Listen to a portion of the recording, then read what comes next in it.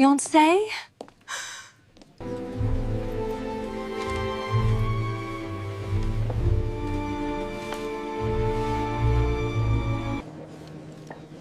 He'll regret losing you.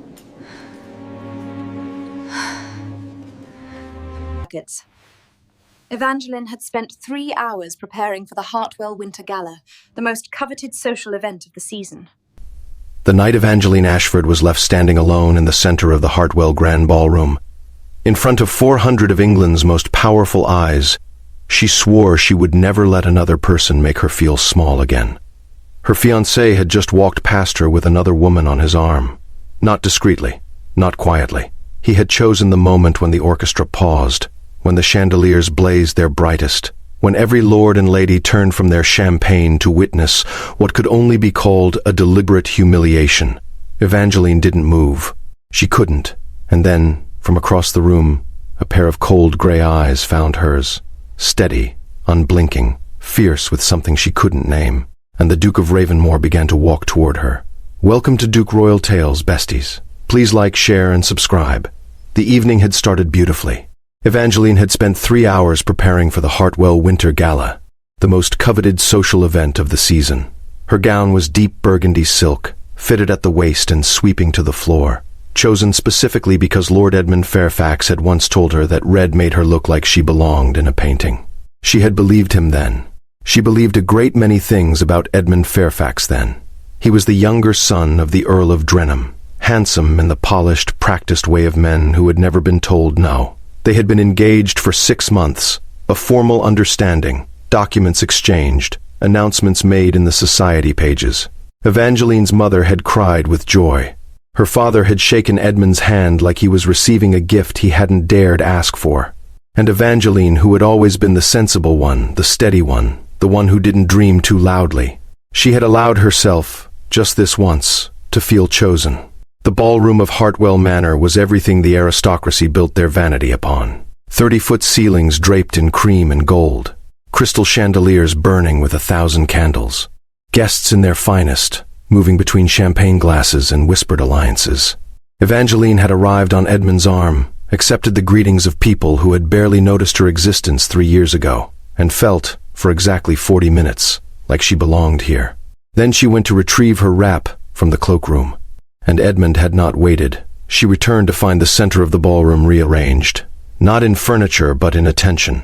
A ripple of collective awareness had moved through the crowd, that particular social electricity that preceded scandal. Evangeline followed the current of turning heads and found its source. Edmund, standing close, too close, to Lady Cecilia Vane, his hand at her waist. Her laugh rises above the orchestra's pause. And his eyes, when they briefly crossed Evangeline's, holding not guilt, not apology, but something far worse, relief. As if she had caught him at something he had been meaning to confess, and was glad the confession was now unnecessary. The room did not go quiet. It merely sharpened. 400 people found ways to watch without appearing to watch, which was somehow worse than open staring.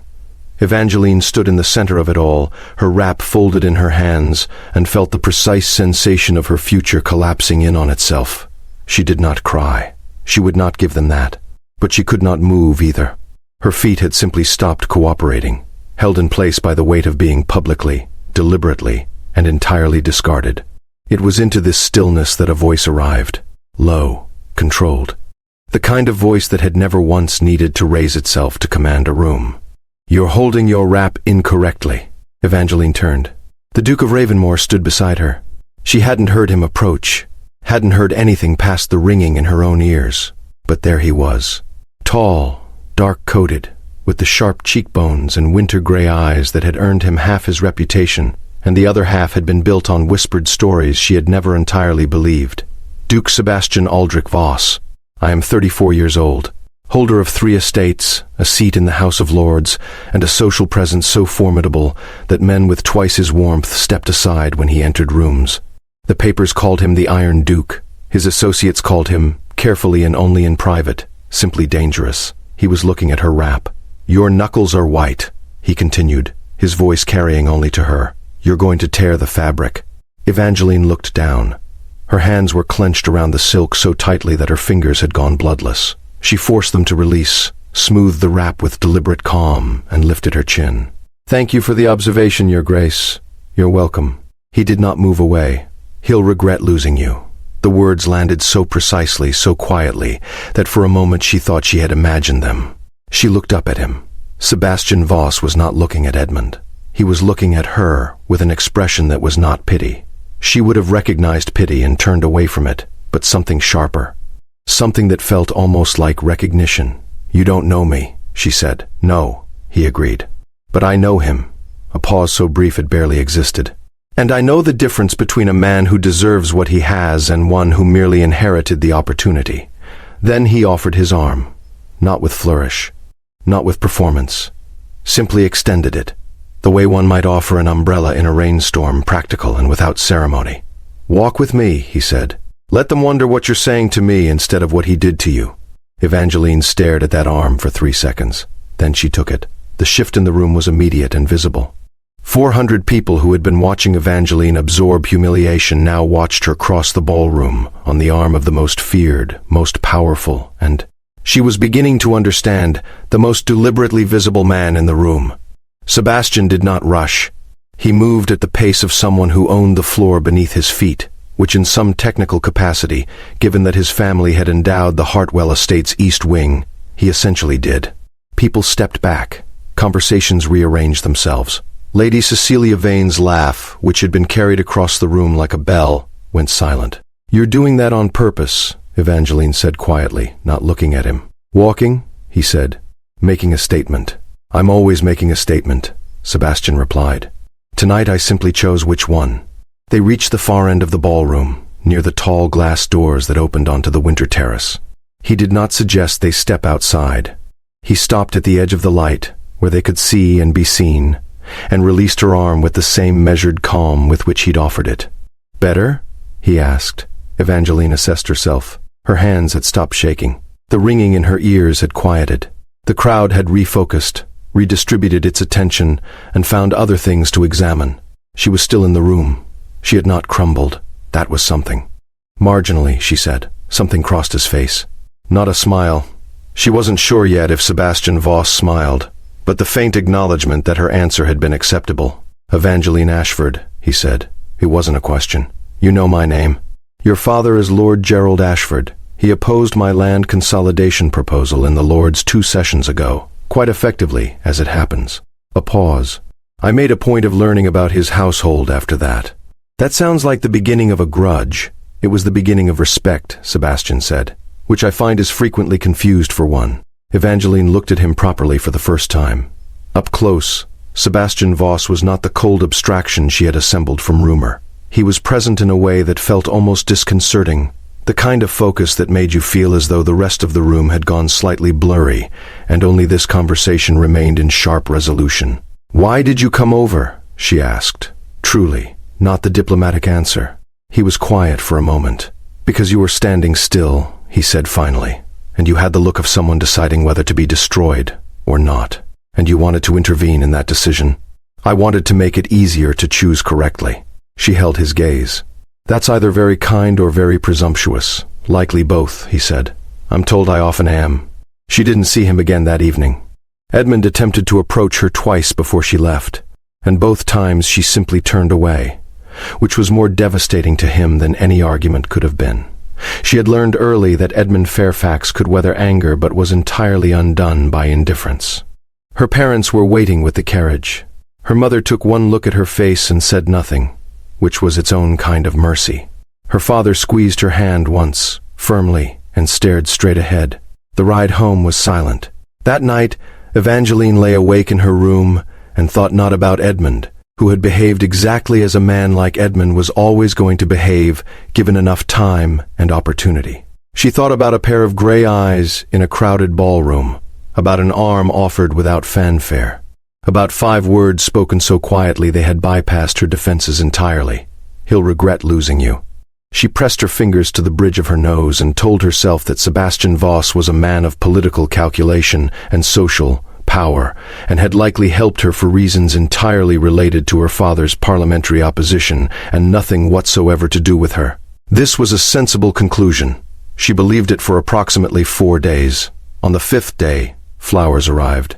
Not from Edmund, who had sent a letter instead, formal, slightly defensive, and ultimately about his own discomfort rather than her pain. She had read it once, folded it precisely, and placed it in the desk drawer she reserved for things she would burn later. The flowers were from Sebastian. No card, just a small ivory envelope containing a single line of text in sharp, unadorned handwriting. The Lords reconvene Thursday. Your father should bring the Whitmore Amendment. It will carry this time.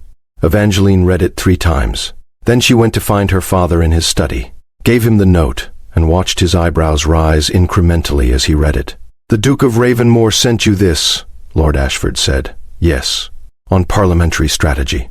So it appears. Her father set the note down carefully. I looked at his daughter, said nothing for a long moment, then picked up his pen and returned to his correspondence, which was as close as Lord Gerald Ashford came to expressing that he was very, very interested in this development. The amendment was carried on Thursday. The note she sent in response was brief. The amendment was carried. I suspect you already know. Thank you for the intelligence. And the flowers. She did not expect a reply. She told herself she had not expected a reply. The reply came the following morning. The flowers were a guess. I wasn't certain you'd prefer something living. I'm glad I was right. SV Evangeline set the note on her desk. I picked it up, set it down again. Something was happening that she was not entirely prepared for, and she was, by nature and by necessity, a woman who preferred to be prepared. She encountered him again at Lord Pemberton's shooting weekend, an affair she attended out of obligation, and planned to survive through strategic use of the library. The library at Pemberton Hall was excellent. 3 walls of proper books, and a 4th of windows overlooking the frost-gray grounds. Evangeline had claimed the window seat by 9 in the morning, and was on her 2nd cup of tea, and the 3rd chapter of a thoroughly adequate novel when the door opened. Sebastian paused in the doorway when he saw her. Then, without comment, he came in, selected a book from the shelves with the efficiency of someone who had done it many times before, and settled into the armchair nearest the fire. They did not speak for 40 minutes. It was, Evangeline realized somewhere in the middle of it, the most comfortable 40 minutes she had spent in company and longer than she could immediately calculate. You're not at the shoot, she said eventually. I find shooting animals for sport a poor use of a morning, Sebastian said, not looking up from his book. I do it when politics requires it. This weekend does not require it. Then why are you here? Pemberton owes me 3 favors. Attending his weekend costs me 1. It's efficient. A pause. You're here out of obligation to someone. My mother, Evangeline said. She and Lady Pemberton are old friends, and she worried I'd become a recluse after the Hartwell affair. And have you? I've become selective, she said, which I'm choosing to frame as personal growth. This time, something did move at the corner of his mouth. Small. Real. That's an excellent reframe, he said. I've had practice. Over lunch, Evangeline watched Sebastian navigate the social geography of a crowded dining room with the controlled precision of someone who had long since stopped caring what impression he made and began caring only about which impressions were useful. He was not warm with people. He was not cold either. He was exact, and there was something almost hypnotic about it, the way he reduced every exchange to its essential elements and discarded the rest. A young viscount named Hartley spent 10 minutes attempting to draw Sebastian into an argument about land reform and received 3 sentences that so efficiently dismantled his position that he spent the rest of the meal in slightly wounded silence. Evangeline, seated 3 chairs down, watched and said nothing, and thought that Sebastian Voss was one of the most unsettling people she had ever encountered, not because he was frightening but because he was clear. And she had spent 6 months in the company of a man who was the opposite of clear, and the contrast was doing something to her perspective that she was not entirely sure she appreciated. Afterward, in the corridor outside the dining room, he fell into step beside her without announcement. You were watching me at lunch, he said. I was watching the Viscount be humbled, she said. You were simply in the frame. He was quiet for a step. What did you conclude? That you're efficient in ways that could easily be mistaken for cruelty. And are they? Mistakes? Not with Hartley, she said. He was arguing in bad faith and you knew it. But I suspect the efficiency isn't always so precisely aimed. Sebastian looked at her then, sidelong, with an expression she was beginning to recognize as the one he wore when something she said had landed somewhere he hadn't fully expected. No, he said quietly. Not always. On the second evening there was dancing. Evangeline had not intended to dance. She had positioned herself near the fireplace with a glass of wine, and what she hoped was an expression that communicated her contentment with observation rather than participation. She had been there for 15 minutes when Hartley appeared, apparently having recovered his confidence, and asked her to dance with the particular brand of cheerful persistence that she found exhausting.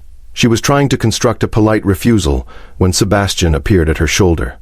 "Miss Ashford," he said, "I believe this was promised to me. It was not promised to him." They both knew this. Hartley suspected it and looked between them and made the very sensible calculation that disputing the Duke of Ravenmore's claim to anything was inadvisable. He excused himself. Sebastian extended his hand. Evangeline looked at it. That was presumptuous. "Unnecessary," he said. She took his hand. Dancing with Sebastian Voss was nothing like dancing with Edmund Fairfax. Edmund had danced with the performative energy of a man aware of being watched.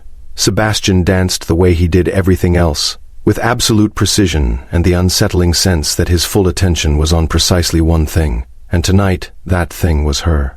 He didn't speak immediately. He led, she followed, and the space between them observed all the correct social measurements and still felt somehow intimate in a way she couldn't account for. "You're not going to ask if I'm all right," she said. "No," he agreed. "You're clearly all right. You've been all right since the Hartwell ball." I'd find the question condescending. Something tight in her chest released, slightly. "Most people ask. Most people find discomfort easier to manage when they've acknowledged it out loud," he said. "I find discomfort easier to manage when it's simply survived. You speak from experience. More than I'd prefer." The orchestra moved into a slower passage. His hand at her back adjusted without thinking, a small, reflexive steadiness. "What happened to you?" she asked. The question came out more directly than she intended. "Nothing singular," he said. "Everything is gradual." A pause. "My family is not known for warmth. I grew up in houses where power was demonstrated rather than expressed, and love was not discussed because it was considered a liability. That sounds lonely."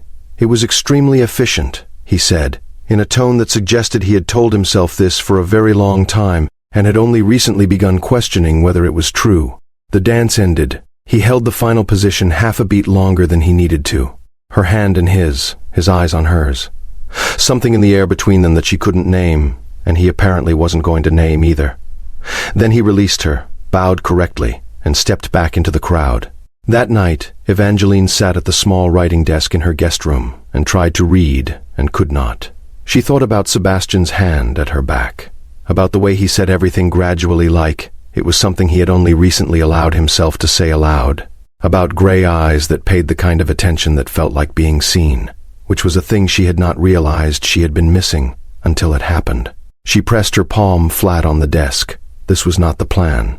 The plan had been to survive the season, let her engagement dissolve quietly, and spend the next 12 months rebuilding the particular kind of dignity that public humiliation tended to erode. The plan had not involved the Duke of Ravenmore and his unsettling exactness, and the way he had, without any apparent effort, made himself the fixed point she kept orienting around. She picked up her pen, set it down, picked it up again. "I'm told you're dangerous," she wrote, then stopped, crossed it out. She wrote nothing else that night. The danger arrived, as it often does, from a direction she hadn't been watching. 3 weeks after the Pemberton weekend, Edmund Fairfax called on her father, not to apologize, not to formally end the engagement, which had been suspended rather than dissolved, a distinction that mattered legally more than either of them had addressed. Edmund had come to renegotiate. Evangeline learned this from the parlor wall, which in her childhood home was adjacent to her father's study, and had always had the useful property of transmitting conversation with remarkable clarity.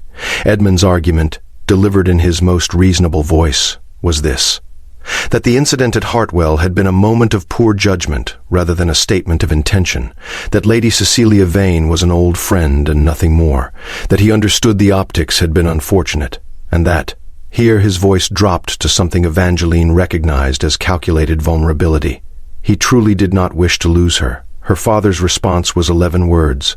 "I'll discuss it with Evangeline and give you her answer." Edmund left satisfied, apparently, that this was progress. Evangeline moved away from the wall and sat in the window of the upstairs sitting room and looked at the street and felt something cold settle through her that had nothing to do with the winter air. Edmund didn't want her. He wanted the reacquisition of something he had been careless with and now realized had social and familial value he'd underestimated. She was familiar enough with the workings of men like Edmund Fairfax to read the distinction clearly. The question was what she wanted. She thought about that for a long time. Then she wrote a letter. Not to Edmund.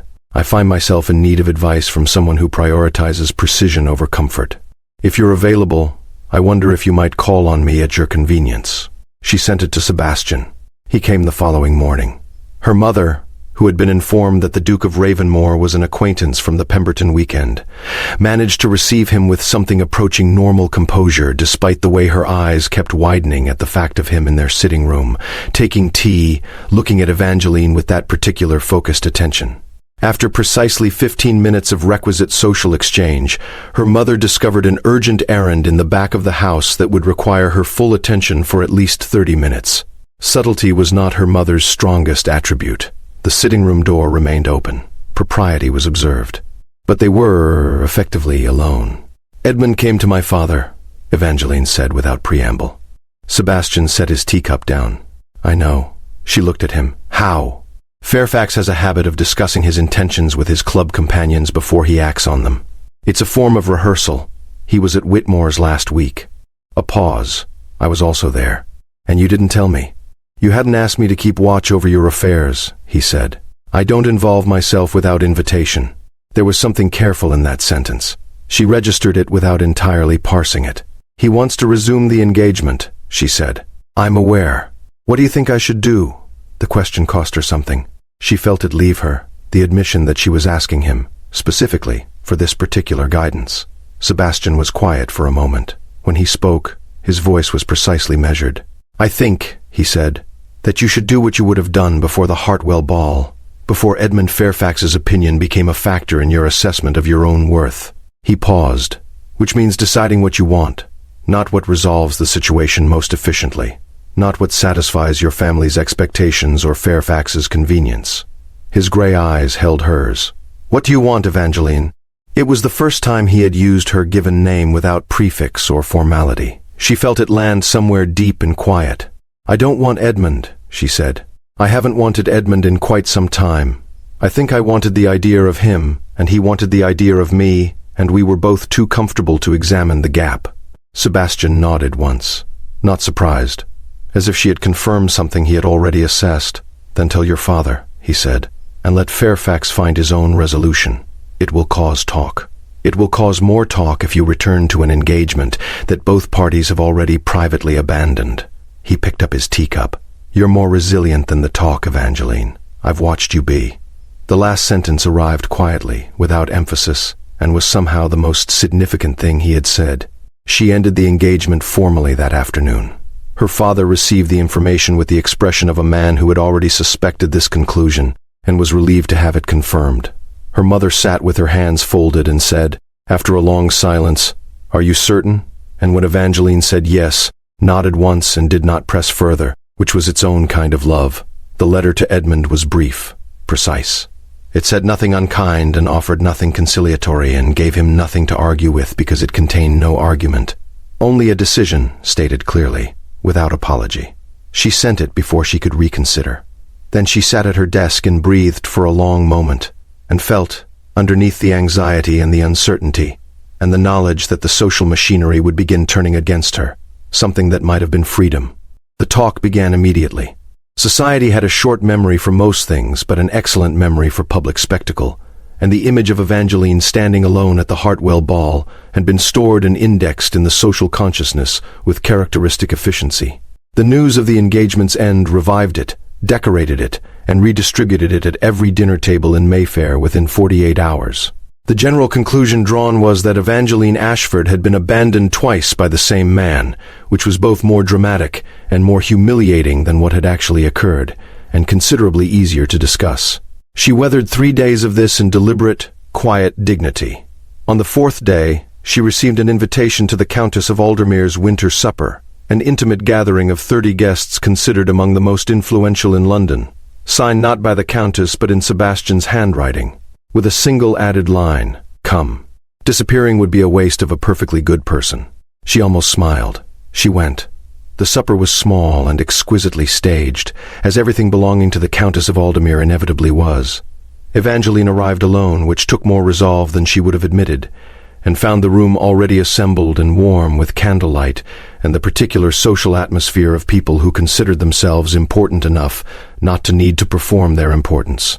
Sebastian was there. He was across the room when she entered, in conversation with a general and a foreign diplomat, and he did not stop his conversation to look at her, which she recognized as its own form of consideration.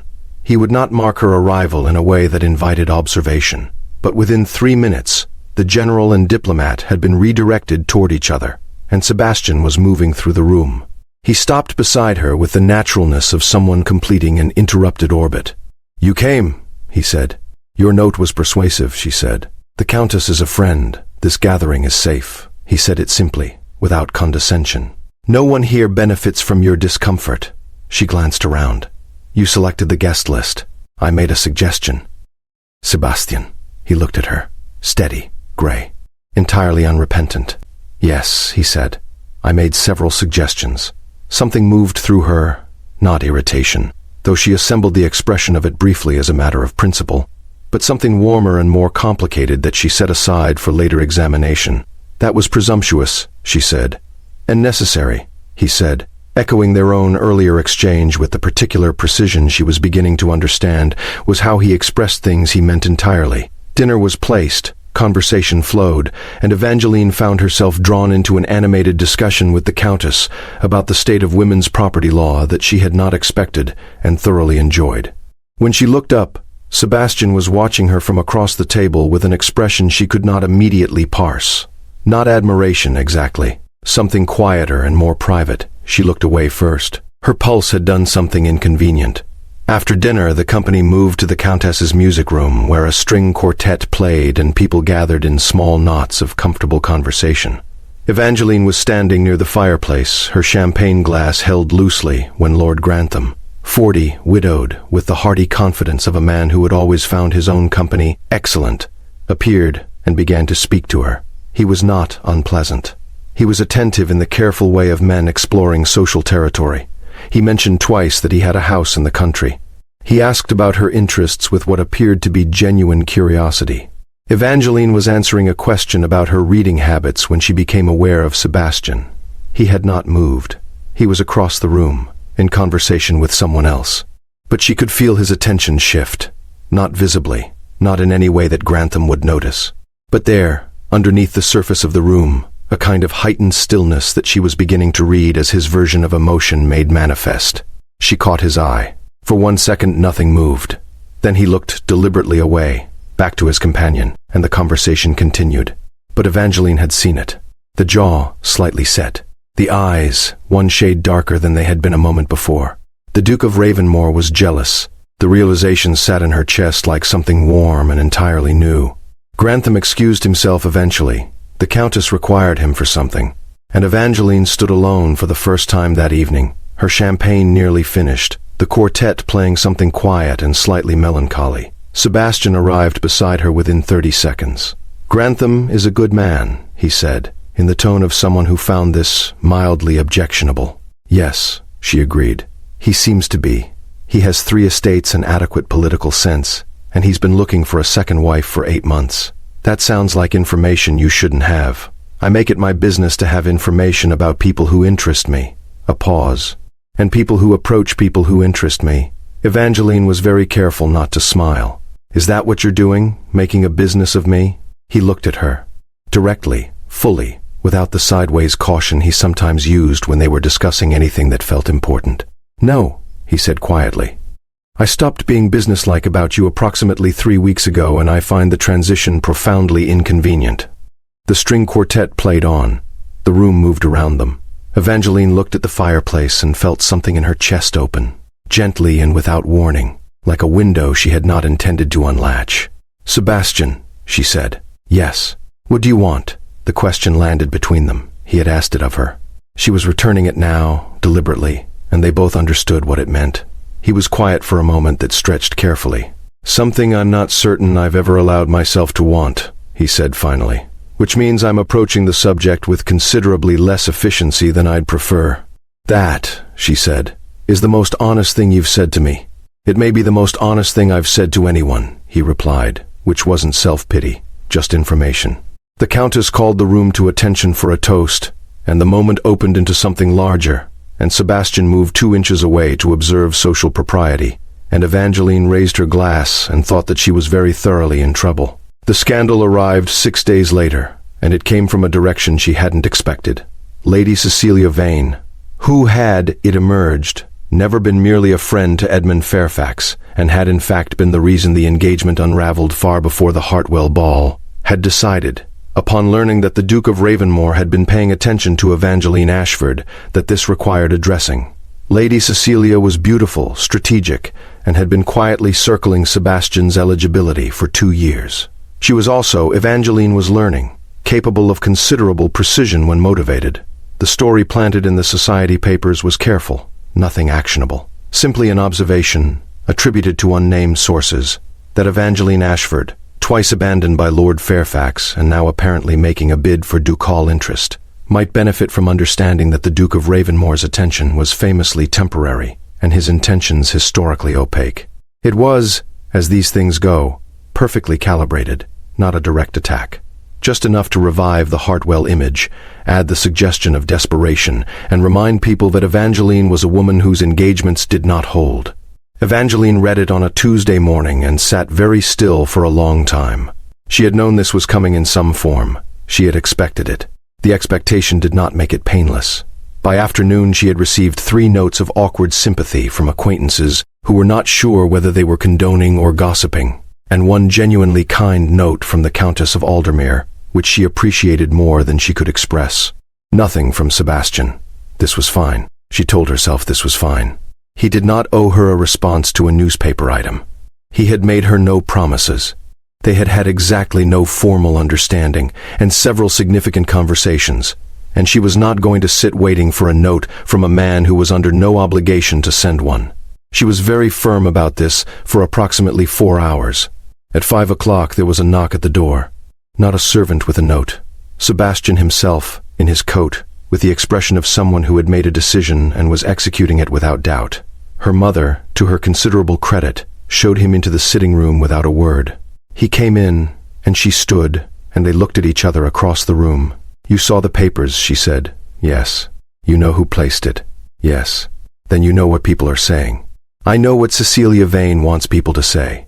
He moved into the room, stopped at the appropriate distance, then continued past it, stopping close enough that she could see the precise gray of his eyes. "I also know that it requires addressing before it calcifies into accepted social narrative." "How?" she asked. "By making my intentions sufficiently clear that there's nothing left to speculate about," he said, "which requires asking you something I should probably have asked more formally several weeks ago." Evangeline looked at him. Her heart was doing something entirely undignified. "Evangeline." He said her name with the same weight he always gave it, like something he was careful with. "I would like to court you, formally, properly, with every attendant visibility that entails. I understand the timing is poor, and the circumstances have been unusual, and you have recent and legitimate reasons to be cautious of formal arrangements." A pause. "I'm asking anyway. Because it addresses the narrative?" she said. "No," he said, and his voice was as clear and direct as she had ever heard it. "Because the alternative is continuing to be in proximity to you without having the right to make my position known, and I find I'm no longer willing to do that." The room was very quiet. Outside, the winter afternoon pressed gray against the windows. "Your position," she said carefully. "That you are extraordinary," he said. "That you have been wrongly underestimated by people who were not paying proper attention. That Edmund Fairfax walking away from you was the worst calculation of his life, which he will come to understand thoroughly, and too late." He held her gaze. "And that I would very much like the opportunity to demonstrate what a man who is paying attention looks like," Evangeline breathed. The walls she had built were intact. She had not abandoned them, would not abandon them on the strength of feeling alone. But there was a door in them now, and Sebastian was standing in front of it, waiting, without pressure, with the particular patience of a man who understood that she needed to open it herself. "If I say yes," she said, "it will create talk. Considerably more talk than a newspaper column," he agreed. "People will say I pursued you. People say whatever is convenient. Your father opposed me in Parliament, and I sent you parliamentary strategy and flowers. The narrative writes itself, and it's considerably more interesting than Cecilia Vane's version. A sound escaped her, not quite a laugh. Something lighter than the weight she'd been carrying. Formal courtship, she said. Every correct and visible step, he confirmed. No ambiguity. She looked at him for a long moment. Then she said, yes. The courtship proceeded with exactly the precision Sebastian had promised. He called on her 3 times a week with the reliability of someone who had decided and was implementing the decision without equivocation. He took her to the theater, front box, the kind of placement that was a statement in itself. He attended 2 dinners where her family was present and conducted himself with the controlled warmth of someone who was trying, visibly and sincerely, to understand a person rather than simply impress them. He asked her father questions about the lords that were so specific and informed that Lord Ashford began to describe Sebastian as a man of genuine quality, which was high praise from a man who gave no other kind. And he talked to Evangeline. That was the thing she had not expected. Not from him. Not from someone whose reputation was built on controlled silence and calibrated distance. He talked to her about his estates and the problems of managing them ethically. About his family, in brief, careful increments that told her the landscape of his childhood without requiring her to be devastated by it. About his opinions on land reform, on the future of the peerage, on books he'd read, on a particular kind of silence that existed at Ravenmoor in the early morning that he had never described to anyone before. She gave him equal currency, her childhood, her studies. That year her family's finances had been precarious, and she had read everything in her father's library because it was free, and she had learned to love learning from necessity. The specific ambition she had privately held, to do something of consequence with her mind, something beyond the permitted radius of a well-married lady, that she had been carefully compressing for years in the shape of practical resignation. Sebastian listened to all of it. He did not look alarmed or politely dismissive. He asked questions. He made connections between things she said. He remembered details and referenced them later in ways that told her he had been paying attention to her specifically, not to a version of her assembled from social expectation. It was, she realized slowly, the most genuinely seen she had ever felt by another person. The first crisis came 6 weeks in. Edmund Fairfax, who had watched Sebastian's courtship of Evangeline with a silence that Evangeline had incorrectly read as acceptance, broke that silence at a parliamentary reception that both families attended. Edmund was drinking, which reduced his natural facility for strategic restraint. He cornered Sebastian near the entrance of the formal salon, and in a voice loud enough to carry to the adjacent cluster of guests, said that it was interesting to observe a man of the Duke's reputation inserting himself into another man's private affairs. The room went still. Evangeline, across the salon, felt the air change before she heard the words. Sebastian turned. He did not raise his voice. He did not shift his weight or change his expression in any dramatic fashion. He simply directed his full attention at Edmund Fairfax, with the concentrated focus of someone who had spent 34 years developing the precise social authority that made grown men step back. "Lord Fairfax," he said, "the lady's affairs ceased to be yours at the moment you chose someone else over her in a room full of witnesses." A pause so brief it barely existed. "I'd suggest that what's private and what isn't is not a distinction you're currently positioned to determine." Edmund opened his mouth. Sebastian continued, without raising his voice by a single degree, "And I'd further suggest that continuing this line of conversation in its current venue is inadvisable for the reputation of everyone involved, including your own." Edmund closed his mouth. The room breathed. Sebastian turned away, not with triumph, which would have been a performance, but with the simple efficiency of a man who had concluded a matter and returned to his previous occupation. He found Evangeline's eyes across the salon. Something passed between them in the 4 seconds before the room resumed its noise. Something direct and warm, and entirely private in a room full of public observation. She pressed her fingers to her lips briefly. Not distress, something close to its opposite. That evening, on the steps of the reception house while their carriages were being called, Sebastian stood beside her in the cold air. "That was unnecessary," she said, not reproachful, honest. "It was necessary," he said. He was going to continue. "I can manage Edmund Fairfax. I know you can." His breath misted in the winter air. "I wasn't doing it because I doubted your ability to manage him. I was doing it because I'm in love with you, and I find I have a limited tolerance for watching someone speak to you as though you're something they misplaced. The words arrived without preamble, not a declaration designed for effect, just a fact, stated plainly, in the manner of a man who had considered the statement and found it accurate. Evangeline stood very still. The cold pressed in around them. The carriages moved in the courtyard below. "Sebastian," she said. "Yes." She turned to face him. He was watching her with that complete, steady attention that she had long since stopped trying to deflect. "I love you too," she said, which I'm aware is either very well timed or 6 weeks overdue, depending on how one counts. For the first time in all their weeks of conversation and proximity and charged silence, Sebastian smiled, fully, without the careful guard that usually lived around the edges of his expressions. It changed his face entirely. She thought briefly and somewhat incoherently that it was the most extraordinary thing she had seen. He took her gloved hand, lifted it, pressed his lips to her knuckles with the deliberateness of someone choosing an action rather than performing one. "I would like to marry you," he said, against her hand. "Is that a question?" "It can be," he said, "if you'd prefer the question." "I think I would." He lowered her hand but kept it in both of his.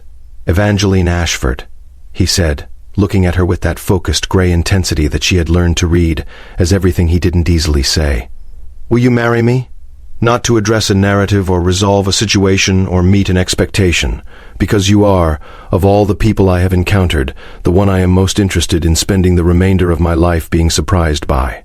The words landed quietly and completely. The winter air held still. "Yes," she said, for the second time in this strange and beautiful story they had fallen into together. "Yes, Sebastian." They were married in April. Small ceremony.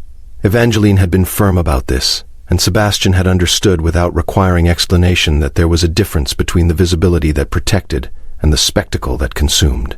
30 guests, her family, his few genuine friends, the Countess of Aldermere in the front row with the satisfied expression of someone who had suspected this outcome for months. Lord Ashford walked his daughter down the aisle with the steady hand of a man who had learned to trust his own judgment after a long time of worrying whether it was adequate. Edmund Fairfax was not invited. Lady Cecilia Vane was not invited. The society papers printed a brief, dignified announcement and were denied anything more dramatic to work with, which was its own small triumph. Sebastian waited at the end of the aisle with the expression he wore when something mattered precisely as much as he was willing to admit, which was a great deal, held carefully but fully visible to anyone who knew how to read him. Evangeline had learned how to read him. When she reached him, he took her hand. "Ready?" he said quietly, which was not required by any ceremony but was the kind of thing he said when he meant something specific. "I've been ready for some time," she said.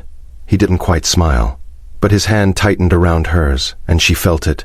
That solid, specific warmth of someone who had chosen her entirely, without condition or convenience, in full possession of who she was and what she had survived and what she intended to become. The ceremony was brief and true. When it was finished and they were walking back down the aisle, she leaned close to him. "For the record," she said, "you were presumptuous and necessary from the beginning." "I know," he said. "I'm choosing to frame it as a feature." "That," he said, "is an excellent reframe." And outside, the April light fell on both of them, clear and new and entirely without shadow, and Evangeline Ashford, the Duchess of Ravenmore, by every title that mattered and every choice that counted, walked into the rest of her life beside the man who had, in a crowded ballroom on the worst night of the year, turned and walked toward her instead of away. He had been right, in the end. Edmund Fairfax did regret it. But that was his story. This one was hers. And that, besties, is where we leave them. Evangeline, who once stood alone in a blazing ballroom while 400 people watched her world collapse, standing now in April light, chosen completely, loved precisely, by the one man who had never once looked away. And Sebastian, the cold duke who wasn't cold at all, just waiting, all along, for someone worth being honest with. If this story moved something in you, I want to hear about it in the comments. Which moment hit you hardest? Was it when he crossed the ballroom toward her? When he said he'll regret losing you? Or that quiet, perfect moment on the steps when he finally said the words out loud? Tell me. I read every single one. And if you are new here, welcome, because this is exactly what we do.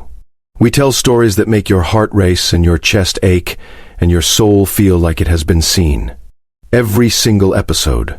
So please, hit that subscribe button right now, because we have so many more stories coming, and you do not want to miss a single one.